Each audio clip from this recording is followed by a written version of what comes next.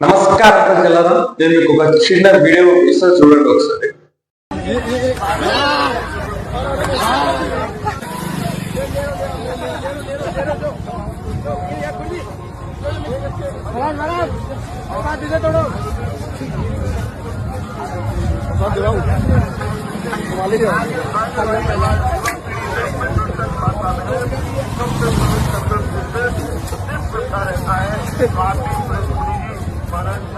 बाबा के पीछे देखो कितने सारे लोग चल रहे हैं भाई, सब फोन लेकर के। मारो मारो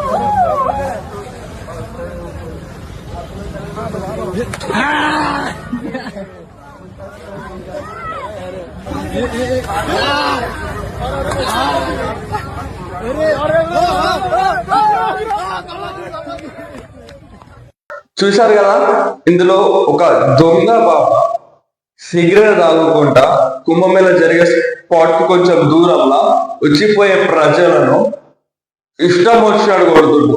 అంటే అది కాకుండా ఒక ఆడబిడ్డని ఇష్టం వచ్చినాడు కొట్టాడు. అయినా ఫస్ట్ ఆఫ్ ఆల్ బాబా కాదు, వాడు పెద్ద ఫేక్ బాబా, బ్రోకర్ నా కొడుకు. సిగరెట్ తాగుకుంటా మహాదేవుడు మనం వస్తాడు అని నమ్ముకునే కుంభమేళ స్థలానికి వచ్చి సిగరెట్ తాగుకుంటా ప్రజల కొట్టుకుంటా ఉంటే మనం సిగ్గుశరం లేని వాళ్ళం, మనమే సిగ్గుశరం లేని వాళ్ళం దాన్ని పోస్టులు పెట్టుకుంటే వాడిని సపోర్ట్ చేసుకుంటూ తిరుగుతున్నాడు.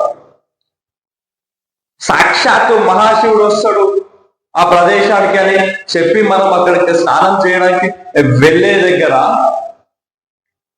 శివుడు వచ్చే ప్లేస్ లో ఒక ఆడబిడ్డను అట్లా కొడుతుంటే మనందరం వాడిని సపోర్ట్ చేసుకుంటే వాడిని బాబాని మొక్కుతున్నామా? అదే ప్లేస్ లో ఒక ముస్లిం చేసి ఉంటే ఈరోజు ఈ దేశం అట్టుడికి పోయేది. ఈరోజు ఈ దేశంలో వాట్సాప్ స్టేటస్ లో పెట్టేటోళ్ళు, వాట్సాప్ ఇట్లా నింపేటోళ్ళు, రైలు ఇన్స్టాగ్రామ్ స్టోరీలు పెట్టేటోళ్ళు, ఇన్స్టాగ్రామ్ రీల్స్ పెట్టేటోళ్ళు, వీడియోలో పోస్ట్ చేసేటోళ్ళు, న్యూస్ ఛానల్స్ వచ్చేది, ఏం వచ్చేది. ఈరోజు ఏమీ లేదు విషయం జరుగుతాయి దేశంలో. అంటే గొప్పది వేలాది లక్షలాది సంవత్సరాల చరిత్ర కలుగున్న మన సనాతన ధర్మంలో స్త్రీని ఎంత గొప్పగా వస్తామంటే, స్త్రీ పుట్టిన తర్వాత ఈ ప్రపంచం పుట్టింది, స్త్రీ is the first thing in this universe, she is మహాశక్తి అని చెప్పుకుంటాం మనం. ఈరోజు ఆ మహాశక్తిని రోడ్డు మీద కొడితే మనం వాడిని అభినందిస్తున్నాం, ఆనందిస్తున్నాం. అదే ఒక ముస్లిం ఆ పని చేస్తుంటే వారి మీద వ్యతిరేకంగా పోయేటోళ్ళం.